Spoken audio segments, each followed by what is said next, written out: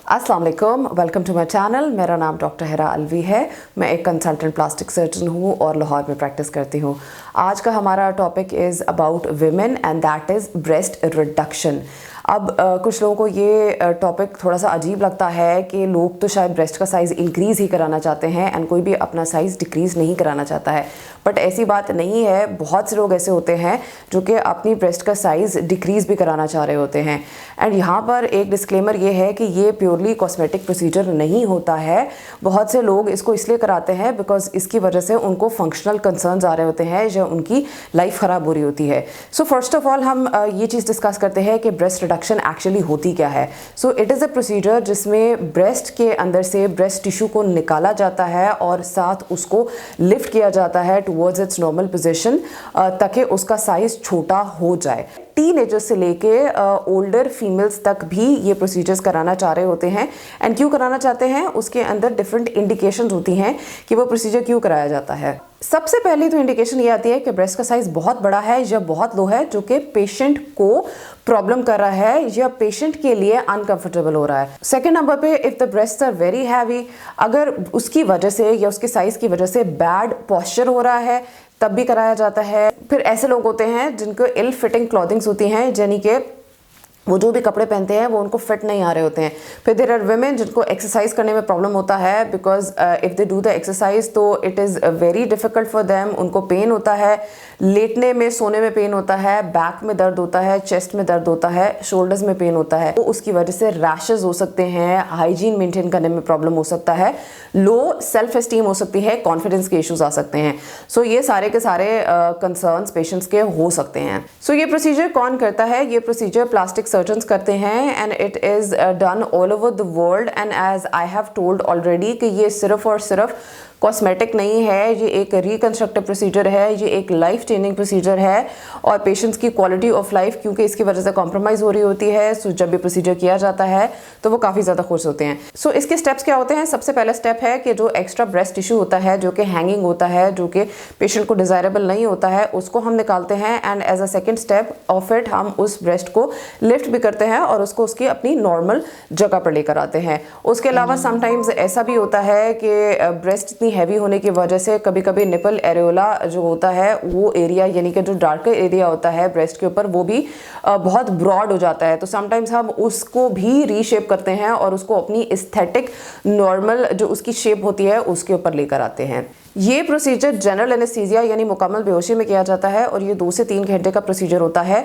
और जब ये प्रोसीजर हो जाता है तो उसके बाद हम आपको रिकवरी में रखते हैं कुछ घंटों के लिए और फिर हम आपको घर भेज देते हैं। इसके अंदर आपको एडमिशन की ज़रूरत नहीं होती है। आप नेक्स्ट डे पे आके या उससे एक दिन बाद आके अपने फॉलोअप पे अपने प्लास्टिक सर्जन से मिलते हैं और उसके अलावा आपको इंस्ट्रक्शंस दी जाती हैं जिसके साथ आप right after the procedure after a few hours घर जा सकते हैं। सो मेरे से पेशेंट्स इसके स्कार के बारे में पूछते हैं। इसके स्कार जनरली 2 तरह के होते हैं, एक होता है लॉलीपॉप इंसेजन और एक होता है एंकर शेप इंसेजन। अब इन दोनों में फ़र्क ये होता है कि जो एंकर शेप इंसेजन होता है उसमें एक हॉरिजॉन्टल वाला स्कार भी होता है जो कि ब्रेस्ट के फोल्ड के नीचे आता है।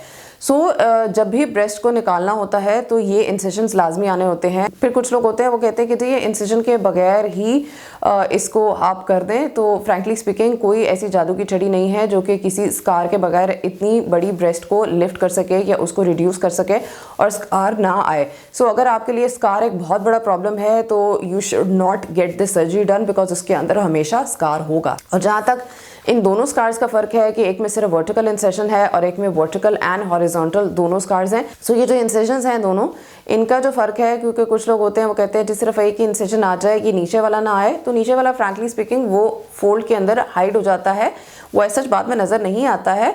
लेकिन ये दोनों के अंदर कोई ख़ास फ़र्क नहीं होता है। द ओनली डिफरेंस इज़ के सर्जन क्या प्रोसीजर करने में ज़्यादा कंफर्टेबल है या आपकी ब्रेस्ट का साइज़ कितना बड़ा या कितना छोटा है और उसके हिसाब से फिर ये चूज़ किया जाता है। और ब्रेस्ट के ऊपर ये जो स्कार्स होते हैं काफ़ी अच्छे हील करते हैं। शुरू में जब आपकी सर्जरी होती है तो may be for a month और 2 ये रेड होते हैं, थोड़े से रेज्ड होते हैं, लेकिन हम आपको स्कार थेरेपी भी एडवाइस करते हैं, मसाज भी एडवाइस करते हैं और उसके साथ जब ये इसका फाइनल रिजल्ट आता है तो ये एक बहुत अच्छा रिजल्ट होता है। So this scar is basically a trade off. मैं ये वर्ड अक्सर यूज़ करती हूँ कि ट्रेड ऑफ क्या चीज़ होती है कि आपको एक aesthetic youthful breast of your desire मिल जाती है, और उसके साथ एक ट्रेड ऑफ ये होता है कि you need to have this car. इस कार के बजाय या इस कार के अलावा ऐसी कोई भी चीज़ नहीं है जो कि आपकी ब्रेस्ट को लिफ्ट कर सकती है। सो यहाँ पे एक बहुत इंपॉर्टेंट चीज़ होती है, बहुत सी because aesthetics and people are very very concerned about their looks these days, के बहुत सी मार्केटिंग गिमिक्स भी आ गए हुए हैं या मार्केटिंग टैक्टिक्स आ गए हुए हैं जिसके अंदर लोग कहते हैं कि क्रीम लगा लें या कोई नॉन इन्वेजिव प्रोसीजर करा लें या थ्रेड से उसको लिफ्ट कर लें तो ये आपका काम हो जाएगा। कोई भी इनमें से प्रोसीजर इफ़ेक्टिव नहीं है, like not at all effective in lifting it, because जहाँ पे ब्रेस्ट का साइज़ इतना बड़ा है जब तक उसको सर्जरी के साथ नहीं निकाला जाएगा वो लिफ्ट नहीं होगा या वो छोटा नहीं होगा। So do not fall prey to the marketing tactics because these companies they are selling their own product. आपके सिर्फ पैसे ज़ाया होंगे और आपको वो रिजल्ट नहीं मिलेगा। सेव योर मनी एंड आप इस तरीके से इस चीज़ को सोचें कि जो आपको बेनिफिट्स मिल रहे हैं वो कई ज़्यादा हैं एज कम्पेयर टू जो इसका एक ड्रॉबैक है, that is a scar. Well it is not even a drawback, it's actually giving you something much more satisfying.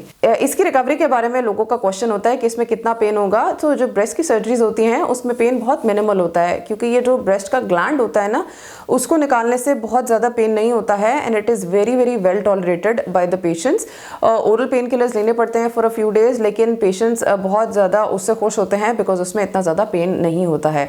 So what about the satisfaction rate? The patients are highly satisfied with the results and honestly whenever they wake up from general anaesthesia they are so happy. वो बहुत light feel कर रहे होते हैं, वो बहुत satisfied feel कर रहे होते हैं because there was a lot of pressure on their chest, there was a lot of heaviness on their chest, और जब वो वेकअप करते हैं उनको इंस्टेंटली बहुत अच्छा लगता है। सो एक तो जो इसके रिजल्ट्स हैं वो आपको इंस्टेंट नज़र आ जाते हैं, लेकिन इसके रिजल्ट्स मॉड्यूलेट होते रहते हैं, बेटर होते रहते हैं। 3 से 6 महीने में इसकी एक फाइनल शेप आ जाती है and that final shape is permanent. Breast surgery के बाद आप अपने काम पे 5th या 6th डे पर जा सकते हैं। ब्रेस्ट वॉक आप 1 वीक के अंदर कर सकते हैं, बाकी अपनी नॉर्मल एक्टिविटीज़ पे आप 2 वीक्स पे आ सकते हैं, लेकिन लाइटर एक्सरसाइजेज जो कि आप जिम में करते हैं वो आप 4 वीक्स पे करें, और अपर बॉडी या चेस्ट की एक्सरसाइजेज आप 6 वीक्स के ऊपर बहुत ईजिली कर सकते हैं। I do not really give a compression garment, it's better to wear a sports bra जो कि उसको सपोर्ट करती है, लेकिन कंप्रेशन गारमेंट का बहुत ज़्यादा इसके अंदर रोल नहीं होता है कि आपने बहुत ज़्यादा टाइट करना है। So as I told previously कि this is done in unmarried females as well, teenagers as well, and the females of older age as well. So if a teenager comes to us and she is concerned about breastfeeding, so the studies have shown that 40% of the patients can have a problem in breastfeeding, लेकिन there are patients जिनको breastfeeding में problem नहीं भी आया है breast reduction के बाद, वो कर भी सकते हैं। But if this is the most important thing to you in the world कि आपको ये फ्यूचर में करना ही करना है, तो फिर you need to decide for yourselves कि आपके लिए ज़्यादा important क्या है। If that is important, do not get the surgery done. If you can live with that, तो फिर आप definitely ये surgery करा सकते हैं। It's totally your own choice.